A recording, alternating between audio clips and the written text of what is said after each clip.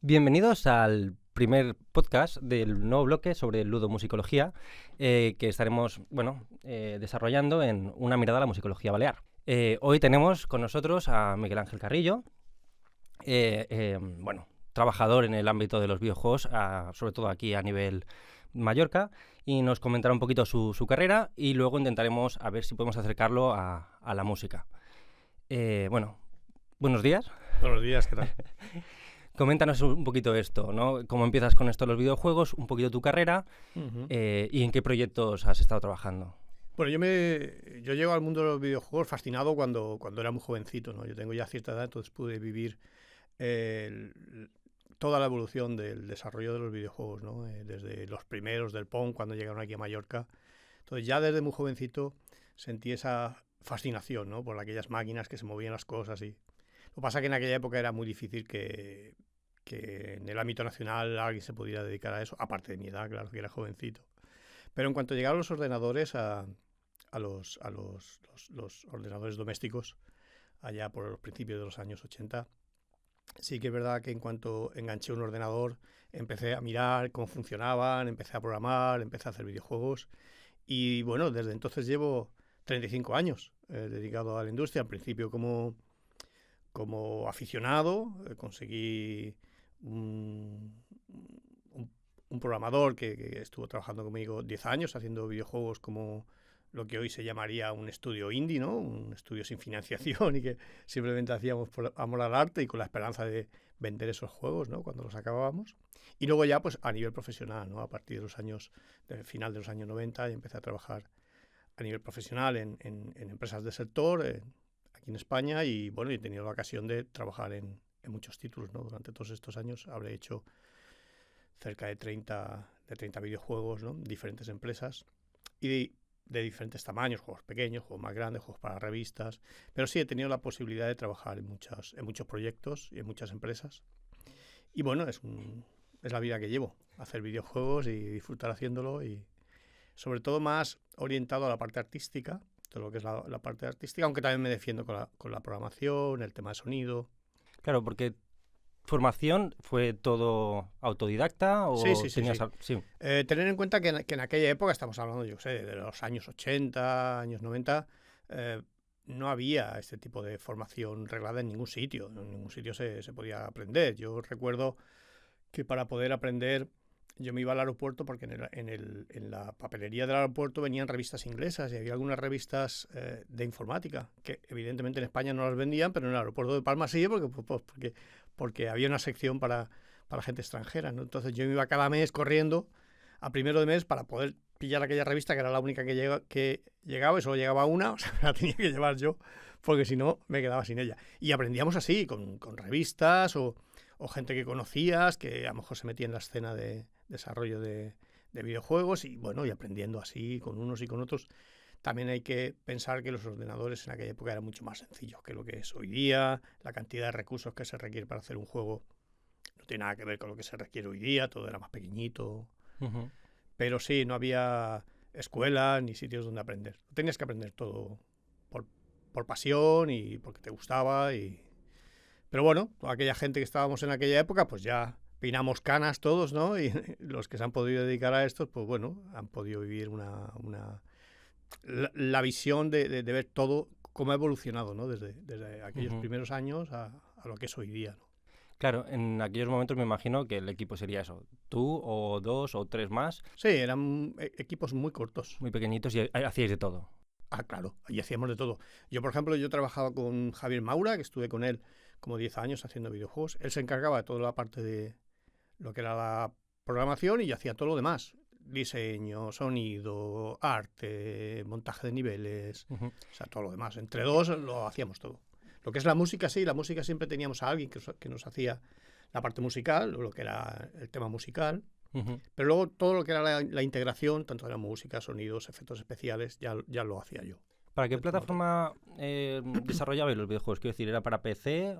Yo he trabajado en muchas plataformas. Al principio nosotros trabajamos para Amiga, que era de la empresa Commodore, que eran unos ordenadores que había en los años 80.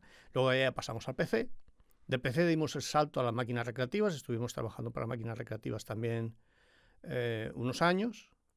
Y luego ya a partir de ahí, para PlayStation, Xbox, y DS, bueno, prácticamente todas las plataformas que hay en el mercado, pues he tenido que trabajar tarde o temprano en todas. Sí, sí. La forma de trabajar entre una y otra no difiere mucho. Por ejemplo, en la parte artística da lo mismo que trabajes para una plataforma u otra. Lo único que te diferencia es las posibilidades que te ofrece la plataforma, ¿vale?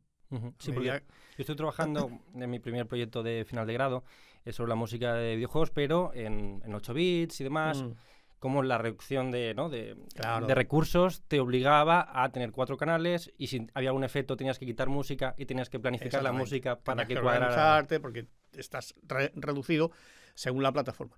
Pero hoy día... Sí, no hay ningún tipo de limitación. Free for all, como se dice ahora mismo. Podemos emplear lo que nos dé la gana, la cantidad de memoria que nos dé la gana. Todavía estamos limitados en algunos temas, ¿no? Pero no suele ser algo que realmente llegues a notar, comparado con lo que teníamos antes. Claro. Yo no te digo que pasará dentro de 10 años, ¿no? Pero hoy día no existen esas limitaciones hoy día.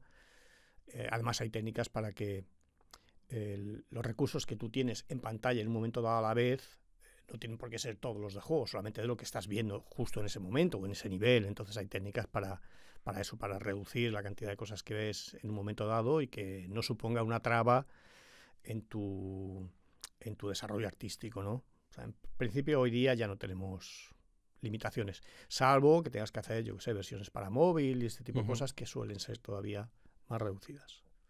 Aunque bueno, eso va cambiando a pasos agigantados. O sea, claro, más reducida, pero móviles... es simplemente menos cosas. No, me refiero a las posibilidades técnicas dentro de un móvil. Pero vamos, hoy día, ya te digo, hay móviles hoy día que son mejores que muchos ordenadores de los que podamos tener en casa. O sea, que es una barbaridad, ¿no?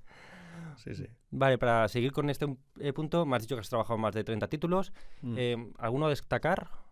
Bueno, uno de los que más, no orgulloso, pero sí contento estoy, es con el de la prisión. Estuve trabajando en Dynamic durante unos años y allí hicimos lo que sería el primer MMO que se hizo en España y el primer juego online que se hacía en España, cuando en el mundo apenas existía el EverQuest. O sea, no éramos pioneros en el mundo, pero sí que éramos pioneros en ese tipo de videojuegos, ¿no? O sea, en ese momento existía EverQuest, que era sobre el cual nosotros aprendimos las mecánicas de un tipo de juego de online, donde tú juegas con cientos de jugadores a la vez y tienes que aprender cómo cambia la jugabilidad, ¿no? De un juego en el que estás jugando tú solo en tu casa a un juego con el que estás jugando con 100 o 200 personas a la vez.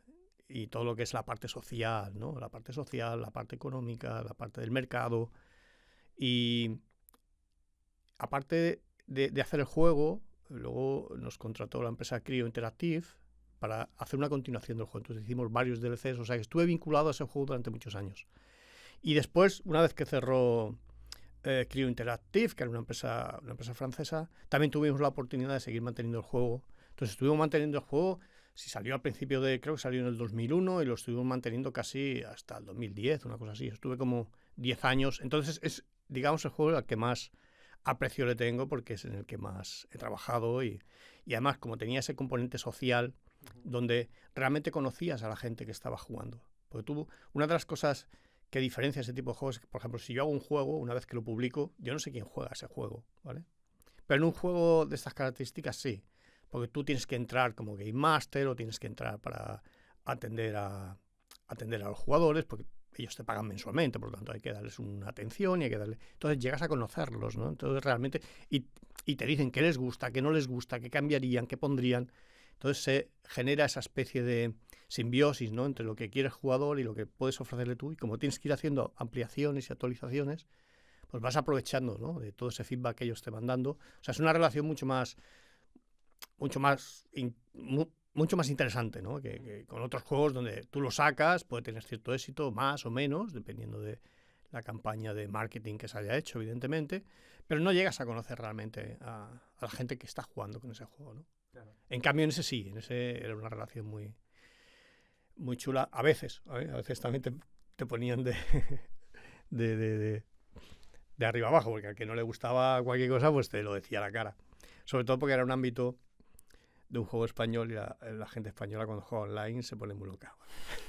Bueno, no creo que solamente sea de cosas de los españoles, pero a lo mejor un poquito más. Me imagino que habrá de todo en todos los sitios. Yo estuve muchos años jugando al EverQuest para aprender cómo funcionaba ese tipo de juegos y jugaba en un servidor americano. Entonces notabas que tú estabas jugando y había cierta educación entre los diferentes jugadores, ¿no? La forma de hablar, la forma de comportarse unos con otros. Y en cuando me iba a un servidor español, aquello era una fiesta, aquello era, vamos, había una diferencia enorme. En España somos mucho más locos, ¿vale? La verdad es que sí. Y claro, en este juego me imagino que sí que eres un equipo muy, muy grande para tener... No éramos muchos tampoco, éramos 12. Había 5 programadores, 5 artistas. Luego teníamos el director del proyecto y luego teníamos un guionista, porque había mucha parte de historia, entonces había muchos personajes que los manejaba la máquina, entonces todos esos personajes pues tienen su trama, su historia, sus diálogos, entonces todo tiene que estar mucho más orquestado de alguna manera. Entonces teníamos un guionista que se dedicaba a eso, a darle vida a todos esos personajes, a darles una credibilidad y sobre todo un papel dentro de esa historia, ¿no? De la historia. Uh-huh. Y me imagino también era a nivel España esto, ¿no? ¿Estaba sí. en Madrid? Sí, estábamos en Madrid. Dynamic era muy conocida sobre todo por los años 80, que hicieron muchos juegos a nivel internacional, una empresa bastante famosa. Pero su éxito llegó sobre todo con el tema del PC Fútbol. PC Fútbol era una serie de juegos que se hacían, lo que hoy sería el FIFA, ¿vale? En aquella época los derechos de la liga española los tenía Dynamic. Entonces, durante muchos años, Dynamic hacía el PC Fútbol, hacía cada año, entonces cada año sacaba una versión del juego, hasta que al final en 2002, 2003 aproximadamente, fue cuando después de la gran crisis de las .com, Dynamic se había metido también en parte de internet, en portales y este tipo de cosas, y le afectó bastante, ¿no? El tema de la crisis le afectó bastante, tuvo que cerrar y entonces perdió los derechos de la liga y los cogió FIFA. Uh-huh. Y a partir de ese momento, digamos que FIFA ha sido el que podía poner los nombres verdaderos a los jugadores, en cambio la competencia no, tenía que poner nombres falsos. Entonces, claro, ahí ya perdimos, digamos, toda esa parte. Pero ya te digo, durante muchos años Dynamic era muy conocida por el PC Fútbol. Te voy a preguntar sobre las empresas que has estado trabajando por aquí, por Mallorca. ¿Qué proyectos podrías destacar y qué ambientes? Me imagino que son mucho más pequeñitos o hay de todo también. Hay un poco de todo. Yo he estado trabajando sobre todo en Madrid. Estuve trabajando varios años en 3 empresas. Estuve en Hammer Technologies, Dynamic Multimedia y luego estuve en Crew Interactive, que tenía un estudio en Madrid. Pero luego ya de ahí me contrataron aquí en Palma, en un estudio nuevo que se había creado en el 2003 y estuve trabajando 16 años en Tranarion Studios. El equipo de Tranarion Studios llegó a ser bastante grande, llegamos a hacer hasta 50 personas y trabajábamos en varios proyectos a la vez. Yo estaba en uno de los proyectos más grandes y uno de los que con más tiempo de desarrollo, pero llegamos a ser a lo mejor entre 25 y 30 personas en este proyecto, ¿vale? O sea, ya era una empresa de cierto tamaño razonable. En Madrid, por ejemplo, cuando yo estaba en Dynamic éramos 150.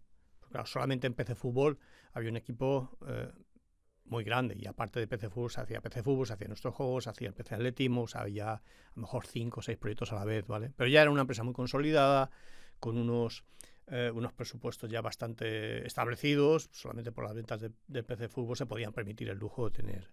En cambio, aquí en Mallorca era una empresa nueva que nunca ha sacado un juego, con lo cual toda la financiación era privada y hasta que no terminas el juego no lo vendes, por lo tanto no cobras. Entonces es un gasto económico muy grande que solo vas a recuperar cuando saques el juego, ¿no? Pero aún así el apoyo económico era fuerte y llegamos a ser hasta 50 dentro de la empresa, ¿no? Y luego he trabajado en otras empresas, pero ya más pequeñas, ¿no? Con títulos más, no voy a decir más humildes, pero sí con presupuestos menores, ¿vale? Entonces a lo mejor somos 10, 12, 15 y con eso hacemos un juego, ¿vale? Anteriormente a esta empresa de 50 que... Sí, en Tranarion Studios. Larion, vale. ¿Había sector, había industria aquí de videojuegos o...? Bueno, la industria aquí no lleva muchos años, ¿vale? Yo recuerdo cuando yo empecé, evidentemente no había nada. De hecho, yo me tuve que ir a Madrid porque aquí nosotros teníamos no un estudio, lo que nosotros teníamos era lo que se llama hoy día un grupo indie, ¿no? Entonces, aparte de Javier y yo, que estábamos, le llamábamos Irland Dream, yo no conocía a nadie más y estábamos bastante metidos en la escena. Entonces, me imagino que es que no había nadie más, ¿vale? Porque si no, los hubiéramos conocido. Pero cuando yo decido irme ya a nivel profesional, entonces me fui a Madrid porque aquí no había empresas. Entonces, durante todo ese tiempo, hasta principios de los 2000, no conocía ninguna empresa. Y cuando yo llegué aquí, a Ternarion Studios, que lo acababan de fundar, en aquella época tampoco había ninguna. Y durante mucho tiempo solo éramos nosotros. Sí que luego han ido apareciendo, sobre todo cuando llegaron los juegos de móvil, que era algo mucho más... asequible para entrar, ¿no? Sí, para desarrollar. Ya no necesitas tanto dinero ni tanto tiempo de desarrollo para ver si realmente vas a poder conseguir dinero de eso, ¿no? Entonces sí que se empezaron a crear empresas pequeñas que han tenido cierto éxito. Tenemos, por ejemplo, PlaySpace, que ya lleva unos cuantos años siendo líder en el sector de juegos para móviles y vendiendo mucho a nivel internacional, ¿no? Con juegos sencillitos como el Parchís y este tipo de cosas, pero que ganan dinero. Ganan dinero y al final la industria del videojuego es eso, es una industria. Entonces, si ganas dinero, pues continúas. Si no ganas dinero, no puedes continuar, ¿no? Y bueno, y a partir de esa fecha, pues otras empresas han ido apareciendo en la isla, normalmente empresas pequeñas, con mayor o menor éxito, pero sí que es verdad que, así como cuando yo me fui de aquí no había ninguna, pues ahora mismo igual hay 5, 6, 7 empresas que hacen videojuegos aquí en Palma, ¿no? Cuando antes eso era impensable, ¿no? Te tenías que ir a Madrid, luego más tarde en Barcelona también. En Barcelona trabajan mucho con máquinas recreativas, sobre todo para máquinas. Pasa que las máquinas recreativas también, cuando empezaron a salir las consolas domésticas,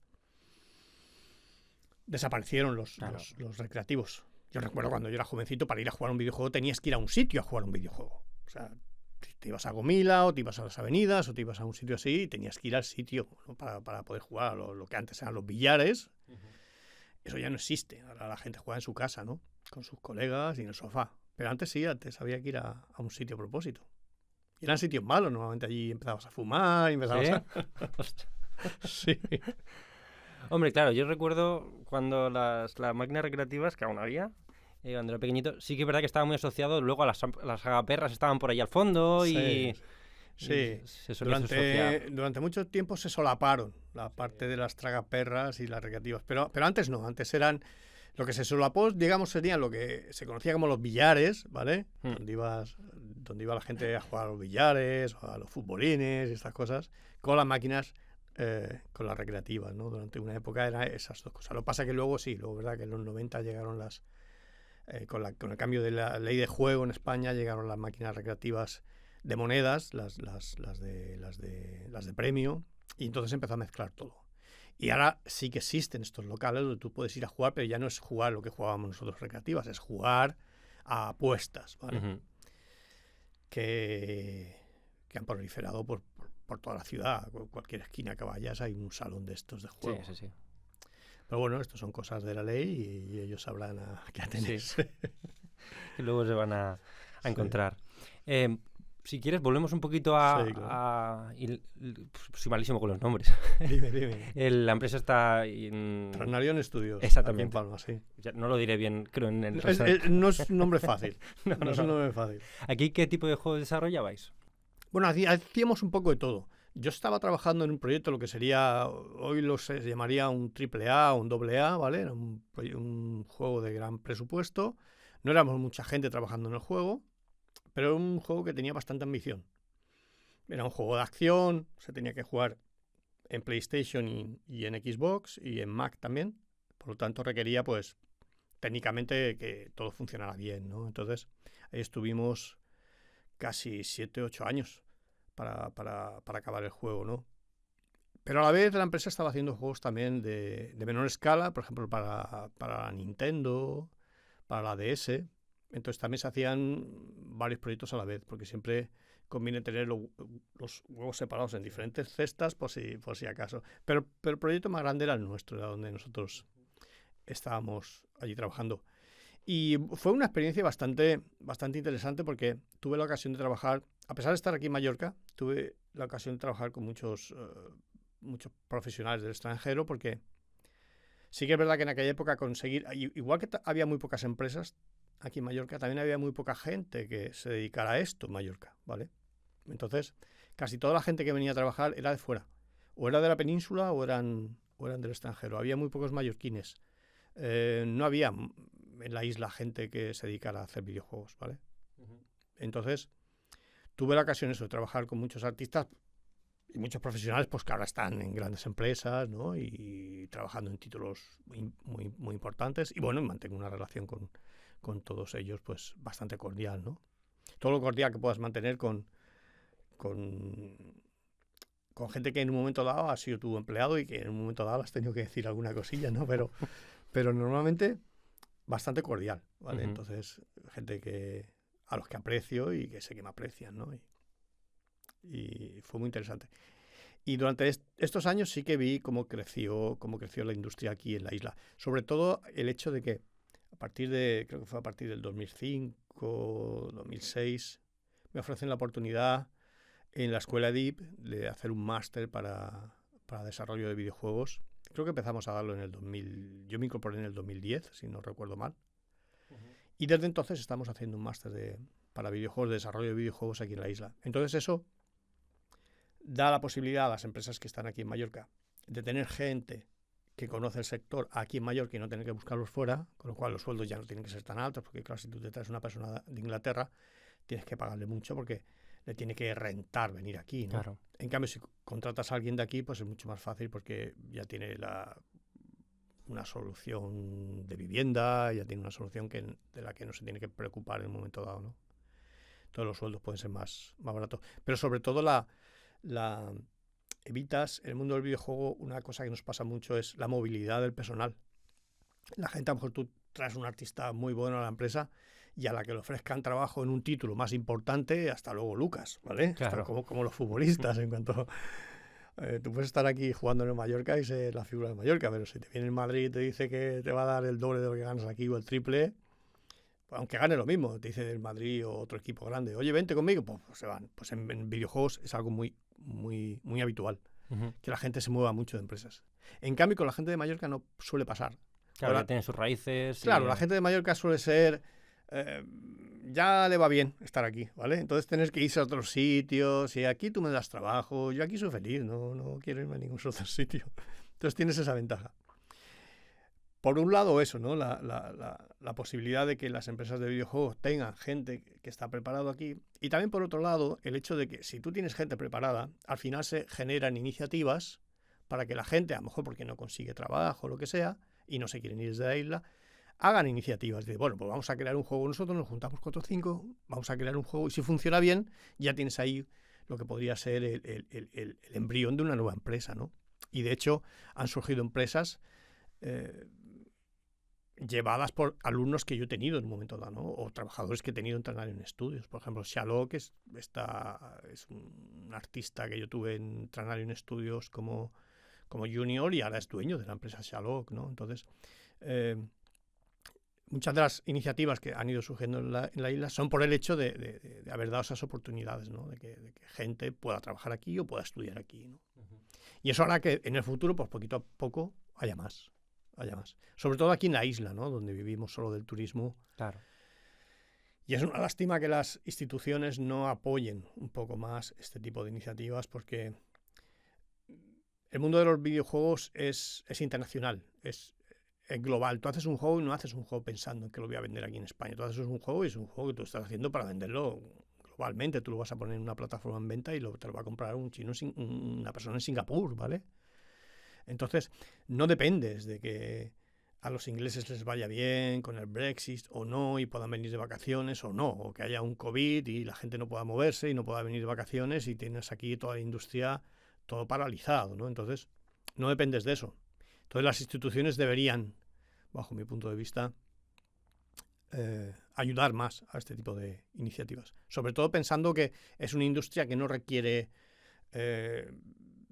mucho coste, en el sentido, por ejemplo, si yo quiero montar, yo qué sé, quiero montar aquí una empresa de automovilística, pues tengo que tener fábricas, es una cosa que es una barbaridad. Hacer coches aquí es una locura, porque luego me los tengo que llevar a la península, y los tengo que meter en un barco, y todo eso es carísimo. Pero hacer videojuegos, ¿no? Hacer videojuegos personal. Claro, es una cosa que tú haces en un estudio, en una oficina, con 15, 20, 30 personas, y luego eso se vende de forma digital.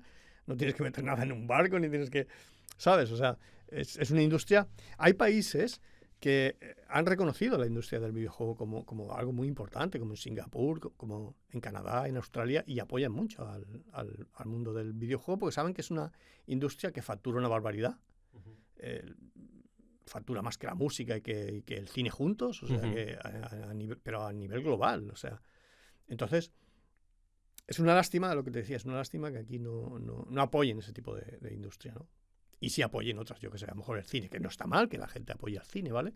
Pero el cine sí que es algo que, bajo mi punto de vista, es mucho más localizado. Tú haces una película aquí en España y suele estar dirigida al público español. Es más difícil que pueda triunfar en otras regiones, ¿no? En otros ámbitos. Pero el videojuego no, el videojuego es bastante global. Es algo muy global, pues nosotros los juegos que jugamos son globales, entonces todo el mundo juega más o menos a las mismas cosas, ¿no? Claro, pero aquí hay una cierta, bueno, o al menos lo que creo que habremos vivido también todos, los que nos gustan un poquito los videojuegos, una cierta discriminación simplemente por el objeto de ser un videojuego, ¿no? Sí, esto es que posible. es para gente, ¿no? Y como que hoy en día yo creo que no, que esto está muy superado, pero hasta hace poco estamos enmarcados en ese ámbito de friki y a lo mejor por eso las instituciones no lo tienen visible, aunque facturen mucho más que eso, muchas otras industrias muy potentes. Sí, también es posible que aquí en España hayamos tenido un poco de leyenda negra también con el tema de los videojuegos, que si el chico de la katana, sí. que si no sé qué, cada vez que hay algún problema social, pues este jugaba a videojuegos, dices, O ostras, rol. o rol, Sí. o jugaba a rol, o jugaba a videojuegos, leche.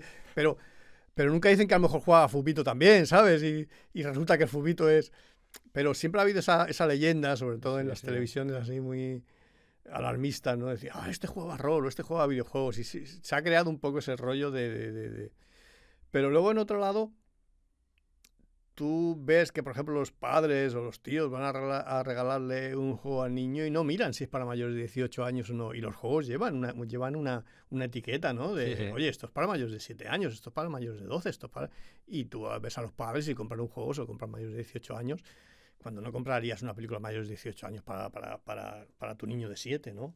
En cambio, con los videojuegos le dan un poco igual. Y sí que llevas razón. Yo durante mucho tiempo a la persona que tú le decías que yo trabajaba haciendo videojuegos, decía, pues estarás todo el día jugando. Como diciendo, esto no es un oficio serio, ¿no? Y sí es un oficio serio, es un oficio difícil de aprender, ¿vale? Que requiere mucha experiencia y mucho estudio y estar siempre al día de todas las novedades y todo lo que va saliendo, ¿no? Pero sí que es verdad que siempre ha sido visto como una cosa secundaria. Hasta que ves los números, ¿no? Cuando ves los números de la facturación dices, ostras, ¿cómo puede ser esto, no? Claro. O sea, la cantidad de dinero que facturan algunos títulos es que es increíble. Ya quisieran muchas empresas poder hablar de esos números, ¿no? Ya te digo, más que la música y el cine juntos, o sea, a nivel global. Es que solo un título, yo que sé, God of War, yo no sé la facturación que puede tener un juego de esas características, pero es que es una millonada. Unos presupuestos increíbles.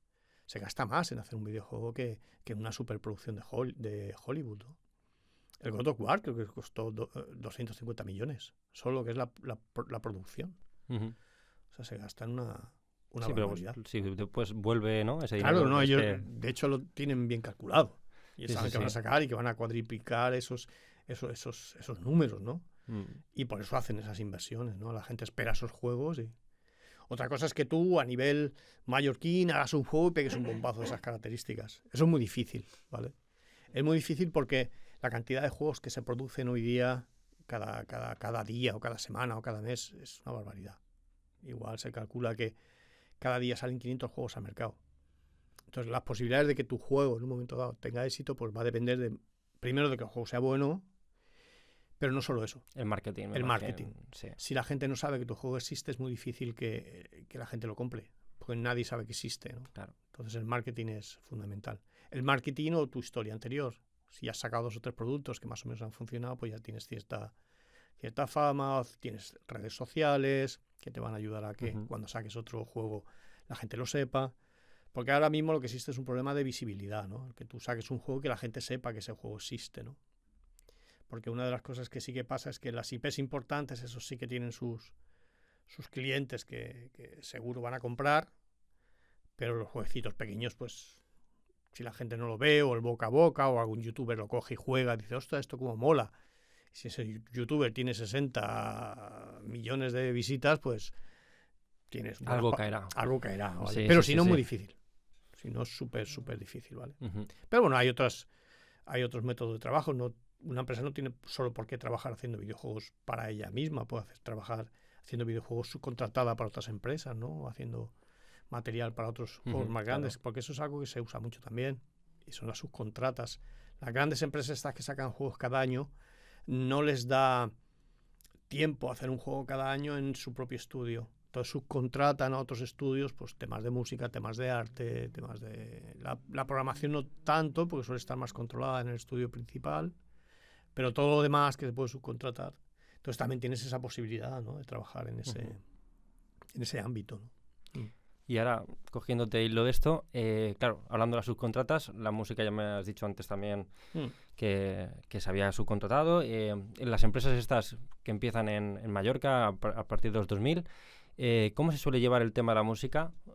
O el arte en general también, si... Aquí en Mallorca normalmente los estudios, como no son estudios muy grandes, todos se hacen en casa, ¿vale? Entonces, el arte es algo que sí se suele hacer todo en casa, la música no tanto. Pero, por ejemplo, cuando yo estaba entrenando en estudios, teníamos un estudio de audio en el propio edificio. Entonces, teníamos 3 personas que se encargaban de la música y de los efectos especiales. Teníamos 2 estudios de grabación, entonces allí se hacía todo. Pero ya te digo, ya era una empresa con 50 empleados, entonces ya había presupuesto pues, para tener músicos in-house, ¿no? Entonces, nosotros teníamos a 3 que se encargaban de todo lo que era la parte artística, o sea, la parte musical, de la banda sonora, efectos especiales, y luego les echábamos una mano en la parte de la integración dentro del motor. Pero gran parte del trabajo lo hacían ellos. Incluso la integración, una vez que ellos sabían más o menos, les habíamos orientado de cómo funcionaba, ellos se encargaban de hacer toda la sonorización del ¿Era juego. música analógica? Quiero decir, ¿era grabada? Entonces, bueno, me imagino que un mix. No, era todo música digital, o sea, era todo... Sintetizadores y Exactamente. demás. Vale. Recuerdo que tenían una biblioteca de sonido, todo lo manejaban con los teclados, pero ellos podían hacer sonar el teclado como si fuera un violín o como si fuera lo que quisieran. Además, eran profesionales muy buenos y los resultados eran... Bueno, tú escuchabas aquello, parecía una orquesta, con la calidad de una orquesta, Sí, pero sí. todo lo hacían en el estudio. Tocaban algunos instrumentos en vivo, a lo mejor guitarras y cosas así, sí que las tocaban en vivo, pero todo lo que era la orquestación era sintético, ¿no? Pero bueno, con una calidad que tú lo escuchas. Bueno, desde mi punto de vista, yo escuchaba y yo no notaba la diferencia. Me imagino que un profesional sí, ¿no? Pero yo todo me parecía como muy... Esto evoluciona mucho y hoy en día hay virguerías que sí. Sí, yo lo escuchaba todo como muy cinematográfico. Y decía, madre mía, si esto parece que hay aquí una orquesta de verdad, ¿sabes? Sí, se escuchaba muy bien. Sobre todo porque en estos títulos ya no tienes, sobre todo cuando trabajas para PC, para consolas, no tienes las limitaciones técnicas, como en el 8-bit, que siempre suena a Casio de aquellos de los años 80, ¿no? No, aquí ya puedes trabajar con todo el rango de instrumentos, de frecuencias, de todo lo que necesites, ¿vale? Entonces allí sí que teníamos 2 estudios de grabación, había 3 personas que se dedicaban a hacer la música y todos los efectos especiales, a la integración dentro del juego, pero por ejemplo en las otras empresas donde he estado no hemos tenido esa posibilidad, son empresas más pequeñas, entonces la parte de audio normalmente suele recaer sobre los propios artistas o la gente que monta los niveles, sobre todo sobre la gente que monta los niveles encima del motor, ¿vale? Entonces lo que se suele hacer es subcontratar lo que es la banda sonora. La banda sonora se suele subcontratar a un músico, a una empresa o se compra, ¿vale? Y luego lo que se hace con el tema de los efectos especiales, con los sound effects, es tirar de librería. Pues las librerías son muy comunes, ¿vale? Porque son muy baratas, porque hay muchísimas. Y, por ejemplo, si yo tengo que grabar los pasos de mi personaje sobre cemento, sobre madera, sobre arena, sobre tierra, los voy a grabar igual que si los compro en una librería y me cuestan 5 euros, ¿vale? Y el sonido va a ser el mismo, porque un señor andando por encima de una madera suena igual si lo grabo yo que si viene una librería. Y seguramente el de la librería igual suena hasta mejor, porque está bien hecho, está en un estudio, está en un... Tiene mejor equipos y todo. Sí. Y si lo tienes que hacer tú, también tienes que tener una persona que se dedique a eso. Entonces, a lo mejor por 5, 10, 15, 20 euros tienes una biblioteca entera de todos los footsteps que necesitas para tu juego. Entonces, a nivel de empresa, le sale mucho más económico. Claro. No solamente de la música, ¿no? Las librerías también tenéis en arte gráfico, también tenéis sí, pero texturas. En arte no se suele tirar tanto ¿No? de librería, ¿vale? Igual que no se suele tirar tanto de librería en el sentido de lo que es la banda sonora de la música, ¿vale? Porque es algo reconocible. Claro. Por ejemplo, si yo te pongo a ti los pasos de lo que hablábamos antes, de nuestro personaje sobre la madera, tú oyes cloc, cloc, cloc, cloc. Y si es lo mismo, no, en otro juego no te vas a dar ni cuenta, porque es cloc, cloc, cloc, cloc, ¿vale? Pero si yo escucho una música y es la misma música que en otro juego, dices, esto me suena. O si veo una casa medieval y es la misma casa que veo en otro juego, diré, esto me suena. Y aunque parezca que no, yo no sé a nivel de usuario, ¿vale? Pero a nosotros, a nivel profesional, reconocemos las cosas. Yo cuando estoy viendo un juego, estoy viendo screenshot, yo soy capaz de reconocer, digo, esta casa yo la he visto en otro sitio. A lo mejor es de formación profesional, ¿no? Y un jugador normal no se da cuenta, pero nosotros sí que nos damos cuenta. Yo veo un árbol y digo, este árbol es de la biblioteca tal, o esta piedra es del sitio tal, o esta casa o este vehículo es del sitio tal, ¿vale? Hay cosas que no son tan reconocibles, ¿vale? Claro, una piedra me imagino que debe ser más difícil. No te creas, pero yo me refiero, por ejemplo, si yo hago, tú imagínate que yo quiero meter un BMW, ¿vale? Quiero meter un BMW, yo modelo un BMW y un compañero de otra empresa modela otro BMW, van a ser iguales. ¿Por qué? Porque el BMW es el BMW y van a ser iguales. Entonces es difícil que no que los confunda, sino que el resultado final, si lo has hecho bien, es el mismo, ¿vale? En cambio, otras cosas no. Yo, por ejemplo, yo que sé, un pozo. Yo veo un pozo medieval y veo otro y digo, se parece una barbaridad. O son iguales, ¿vale? Entonces sí que somos capaces de reconocer ese tipo de cosas. Entonces normalmente el arte se suele hacer todo in-house, salvo cosas genéricas a lo mejor. Por ejemplo, yo que sé, imagínate que tengo que hacer césped, ¿vale? Pues a lo mejor césped sí, puedes coger una biblioteca, porque el césped nadie se va a dar cuenta así. Es un poco como lo que te decía con lo de los sonidos, los pasos de un... Sí. El cantar tío, de un pájaro concreto y todas esas cosas. O un río que suena, una catarata que suena a otra catarata... ya te va bien, ¿vale? En cambio la música sí que eres capaz de reconocer, si esto es la misma música que el del otro juego o lo que sea. Entonces normalmente la banda sonora sí que se suele subcontratar, ¿vale? Para tener una banda exclusiva para tu juego. En cambio el resto sí suele ser, se suele adquirir librerías porque la calidad es muy buena. Ya no solo la calidad, sino la variedad de todo lo que necesitas, ¿vale? Para hacer un videojuego pues llegará a necesitar una cantidad de efectos de sonido increíble. Y son necesarios porque tú coges un juego y le quitas todo el volumen de la música y del audio y juegas y como que hay algo ahí que falta, no sabes qué es, pero da la sensación de que el juego no tiene impacto, de que el juego no tiene fuerza, de que no tiene... O sea, todo eso tiene que estar ahí, ¿vale? O sea, cuando tú ves que hay un motorcito que está funcionando en una habitación o un fluorescente se enciende y se apaga, si no oyes el clink, clink, clink, clink de que se está encendiendo y se está apagando, como que no te lo crees, ¿vale? Hay algo dentro de nuestro cerebro que nos dice, esto no funciona. Entonces, claro, cuando trabajas en una producción de este tipo, necesitas gran variedad de efectos, ¿no? Si los tiene que hacer una persona en el estudio, pues se podría tirar semanas y semanas y semanas para hacer todo lo que se necesita. En una biblioteca tienes de todo, a unos precios realmente irrisorios, ¿vale? Porque ellos tienen la ventaja de que van a vender esa biblioteca muchas veces, ¿vale? Entonces ahí está la ganancia, ¿no? Ellos van a vender la biblioteca muchas veces, por tanto al final van a conseguir el dinero, ¿no? Te iba a preguntar, ahora hablando de dinero, no suele gustarme el tema, pero porque como es un mundo muy ajeno incluso a los que nos dedicamos a la música y parece que está como muy lejos, más o menos una producción pequeña, sin pegarnos a los AAA ni tal, ¿cuánto se suele pagar en una horquilla muy grande a una banda sonora, una pieza de 5 minutos? Pues no sabría decirte el monto económico, ¿no? que puede llegar. Sí que he conocido, por ejemplo, en el juego que estoy trabajando actualmente, llegaron a un acuerdo en función de royalties, ¿vale? O sea, en función del número de ventas que tú vayas a tener, vas a cobrar un tanto por ciento de las ventas, ¿no? Ujú. Entonces el músico en un momento dado sabe de que si el juego va a tener cierto éxito, va a conseguir más dinero, ¿no? Pero sí Porque que es verdad solamente que son royalties, no se llevan algo a principio y luego los royalties. normalmente se llevan al principio más los royalties, ¿vale? Vale. Siempre que hay una fórmula de royalties es porque a lo mejor no te van a pagar lo que realmente requeriría si fuera un pago único, ¿no? Ujú.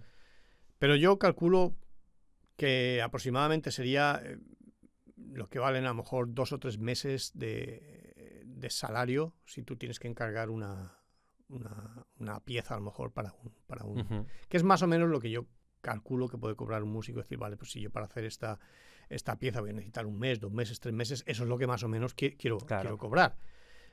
Teniendo en cuenta que luego va a tener que hacer su factura, pagar sus impuestos, y entonces yo imagino que por ahí andarán. Lo que pasa es que suelen llegar a acuerdos económicos con el tema de royalties dependiendo de la fama del músico, ¿no? Porque el que tengas a un músico, tengas a otro, pues también puede ayudar a que tu producto sea Sí, más visible. el marketing. Exactamente, si al final te está haciendo la banda un personaje que ha hecho bandas para muchos juegos, le estás dando cierto valor a tu juego también, ¿no? Porque esa persona te está haciendo la banda sonora para ti, ¿no? Entonces eso también ayuda a que sus redes también apoyen cuando vayas a sacar tu producto, ¿no? Y más o menos lo que se suele hacer es eso. La banda sonora se suele encargar, y lo que es la parte más del día a día, todo lo que son los sound effects y este tipo de cosas, se tira de librería, y son el propio equipo de desarrollo los que se encargan de implementar dentro del juego, ¿vale? Ujú. Dentro del juego. Claro, para que ese fluorescente suene, una persona en un momento dado tiene que haber hecho que en la parte visual del fluorescente se enciende y se apaga, y tiene que sincronizar ese sonido con ese efecto visual, ¿no? Entonces ya tiene que ser una persona técnica o un artista técnico el que se encargue de hacer esas cosas, ¿no?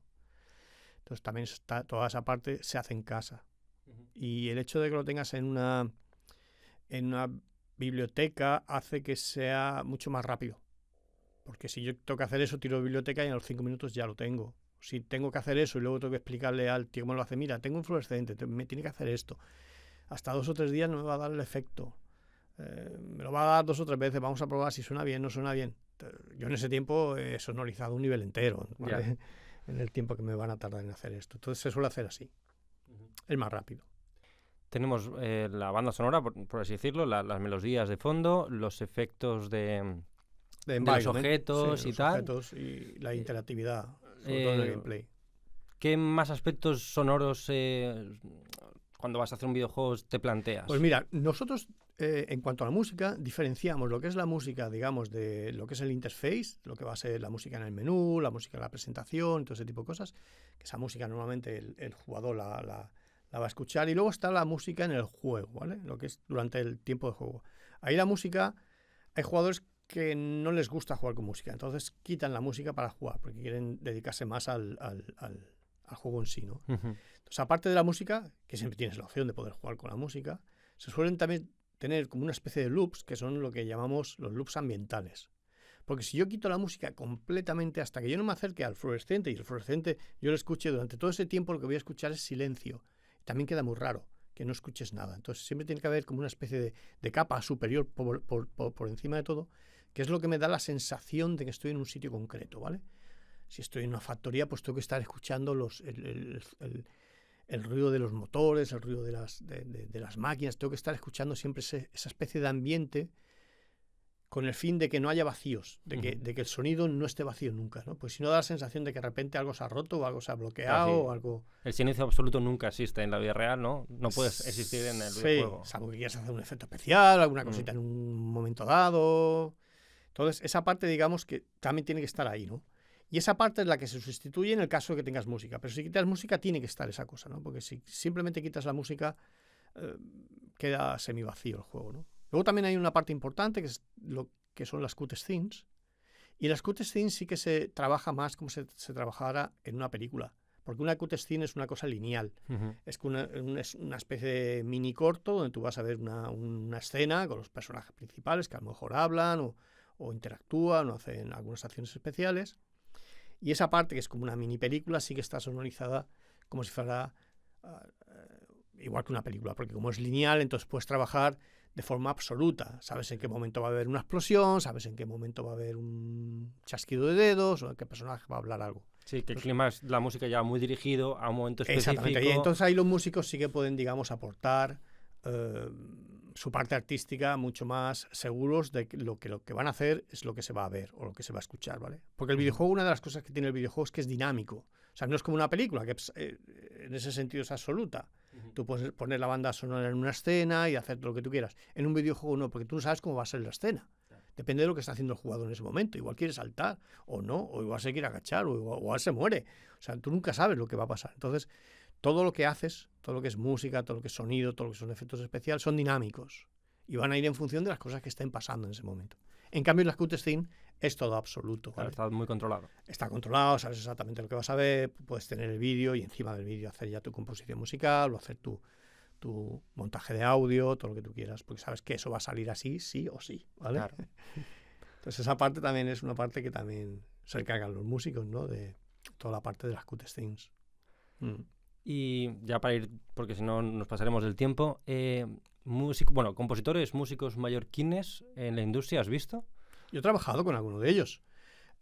Hace muchos años trabajaba con José María Cervera, no sé si se dedicará todavía, si seguirá dedicándose, pero yo recuerdo cuando yo trabajaba con Javier Maura, nos musicó varios juegos. Tenemos también a Sebastián Pou, que trabajó en Elliot, donde he tenido también algunos alumnos que estuvieron trabajando también en este juego, en esta producción. Lo tendré la semana que viene o la otra, lo tendré aquí entrevistándolo también, sí. Muy agradable, es un chico muy simpático. He tenido la ocasión de conocerlo varias veces. Nos hizo una entrevista también creo que el año pasado, en el estudio donde estoy trabajando ahora.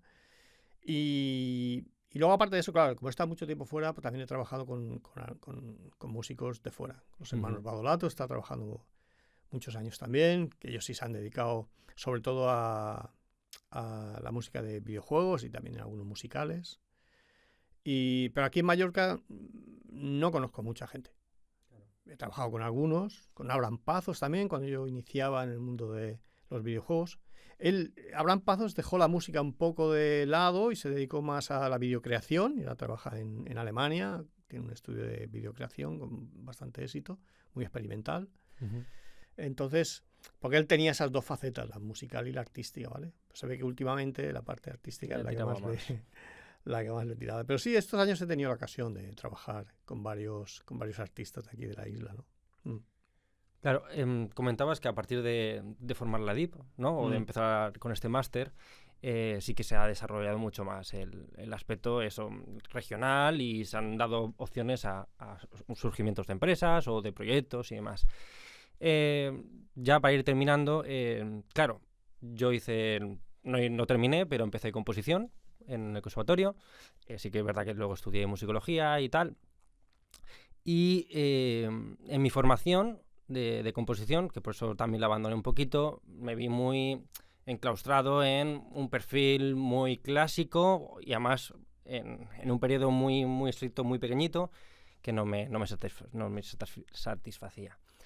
¿Crees que un acercamiento de la entidad del conservatorio, por ejemplo, o de la factoría de So, que es música como más moderna y tal, hacia este sector, con alguna optativa dentro de su currículum más, podría acercarnos a estas empresas que surgen, a la DIP mismo? Y eso, es un poquito esta reflexión que le estoy dando vueltas. Yo lo veo súper interesante. Es una cosa que, por ejemplo, nosotros en la escuela, allí tocamos todo, hacemos programación, hacemos arte, hacemos diseño, pero música no hacemos nada. Entonces, ¿qué pasa? Por ejemplo, nuestros alumnos, cuando hacen el proyecto final de carrera, en ese aspecto se encuentran un poco como abandonados, ¿no? En el sentido de que, bueno, voy a bajarme de internet lo que pueda, me bajo una música de estas gratuitas de YouTube y la meto. Y sí que es verdad que cualquier tipo de colaboración de ese tipo, ya no solamente una colaboración de ese tipo, sino de que las escuelas de música a lo mejor también plantearan el tema de los videojuegos como una salida bastante importante. Tener en cuenta que el mundo del videojuego requiere la música y requiere los efectos. Y además es un mundo bastante amplio en el sentido de que suele ser bastante, no sinfónico, sino cinematográfico, ¿vale? La música suele ser bastante cinematográfico, tiene que tener esa épica y esa, ¿vale? De lo que es lo que es una banda sonora, pero tienes un espectro total, porque tú puedes hacer juegos de miedo, puedes hacer juegos de risa, puedes hacer juegos para niños, juegos para adultos, juegos de acción, juegos de guerra. Entonces, el campo artístico en el que te puedes desarrollar musicalmente es enorme, ¿no? Sí, no, es brutal. Tú puedes hacer juegos cyberpunk, con música rock, o juegos de época, juegos de los años 50, entonces el campo es enorme, ¿no? Y las necesidades están ahí. O sea, en la industria del videojuego necesitamos esa parte. Porque sin esa parte el juego no va bien. Es como está cojo, como que falta algo, ¿no? Entonces es muy interesante. Y este tipo de colaboraciones, por ejemplo, entre diferentes entidades, pues sería súper interesante, ¿no? Que en un proyecto final de carrera de videojuegos se pudiera juntar con alguien que está haciendo su proyecto final de carrera en música y hacer una colaboración y decir, vale, pues eso ayuda al hecho de que ya tengas una producción musical publicada en un sitio, claro, ¿no? Y pues, yo lo veo súper interesante. Aparte que en la música de los videojuegos no solamente es, sobre todo la banda sonora o la cinematográfica, no solamente mientras juegas al videojuego, luego se vende aparte. Quiero decir, sí. Yo consumo mucho bandas de videojuegos, pero las consumo en Spotify, las consumo en... Yo constantemente. Sí. Yo cuando estoy trabajando estoy normalmente escuchando la música de Skyrim o de Witcher, me las pongo mientras estoy trabajando porque me relaja mucho, me mete en el ambiente. O sea, amarte, ya la relacionas con aquello sí, que viviste. Ahí está, porque de alguna manera lo relacionas con eso, entonces estoy trabajando, estoy haciendo arte o estoy haciendo niveles, me pongo esa música y la verdad que me quedo súper flipado. Es como que me alejo. Podría estar escuchando cualquier otra cosa porque me gusta mucho la música, me gustan todos los estilos de música. Durante muchos años estuve trabajando de disc jockey, entonces conozco mucho la música, ¿vale? Pero me quita la atención. O sea, si estoy escuchando según qué música, me quita la atención de lo que estoy haciendo. En cambio, con este tipo de música, que son así como más... Claro, ya está hecha para que no sea la atención. Quiero decir, tu atención no tiene que estar sobre la música, sino que es un apoyo a muchas otras cosas. En el ambiente. Una de las cosas que yo con este tipo de bandas sonoras de videojuegos es que te meten dentro del ambiente, pero no te quitan la importancia de lo que estás haciendo tú, porque el personaje eres tú. O sea, la parte importante eres tú y tus acciones dentro del juego, ¿no? Eso es lo que te da es el ambiente, el mood, ¿no? El que te mete dentro de ese mundo, ¿no? Entonces, a la hora de trabajar, ya te digo, sobre todo porque yo ahora últimamente estoy trabajando en un juego de fantasía medieval, entonces me viene al pelo, me pongo la música del Skyrim o Witcher. Y además suele ser música bastante relajada y me mete en ese ambientecillo, ¿no? De medieval. Igual me pongo otra música y estoy más pendiente de la música que de lo que estoy haciendo, ¿vale? Pues sí, la verdad es que sí. Bueno, ya para terminar me gustaría, intento que el invitado siempre haga alguna reflexión que le apetezca o a lo mejor que no se haya podido dar en la entrevista y te apeteciera decirlo y ya terminar y despedirte del programa tú. Sí, claro. Pues nada, yo invito sobre todo a gente que se dedique a la música a que mire el videojuego con otros ojos, ¿no? De que hay un campo ahí bastante grande. Es un poquito diferente hacer música para música tradicional o música normal que para música de videojuegos, por el tema este que te comentaba antes, de que esto es dinámico y tiene que todo funcionar de forma dinámica, ¿no? Pero es un poco también lo que le pasa como a los animadores. A los animadores también les pasa un poco igual. No es lo mismo hacer animación para una película donde todo está muy concertado, con un scripting y todo muy... Hacerlo para un videojuego donde todo es dinámico, todo depende de lo que va a hacer el jugador, ¿no? Pero ya os digo, es un campo bastante interesante. No hay mucha gente que se dedique a esto. Y es una cosa que yo veo con bastante salida. También tenemos la posibilidad de que los músicos, como trabajan normalmente por encargo, están trabajando a diferentes empresas a la vez, diferentes estudios a la vez. Es una salida bastante interesante, ¿no? Para los músicos, sobre todo teniendo en cuenta que nosotros en la industria del videojuego necesitamos esa parte, ¿vale? Entonces, pues eso, pues a partir de ahí invito a todos los que se dediquen a la música y a crear música, a crear bandas o efectos especiales, que se acerquen, ¿no? Y que echen un vistazo al mundo del videojuego, porque es una salida profesional bastante interesante. Y nada más, poco más os puedo decir, ¿no? Que os acerquéis al mundo del videojuego, pues eso, con interés y con ganas, y está abierto ahí para vosotros. Muchas gracias. De nada.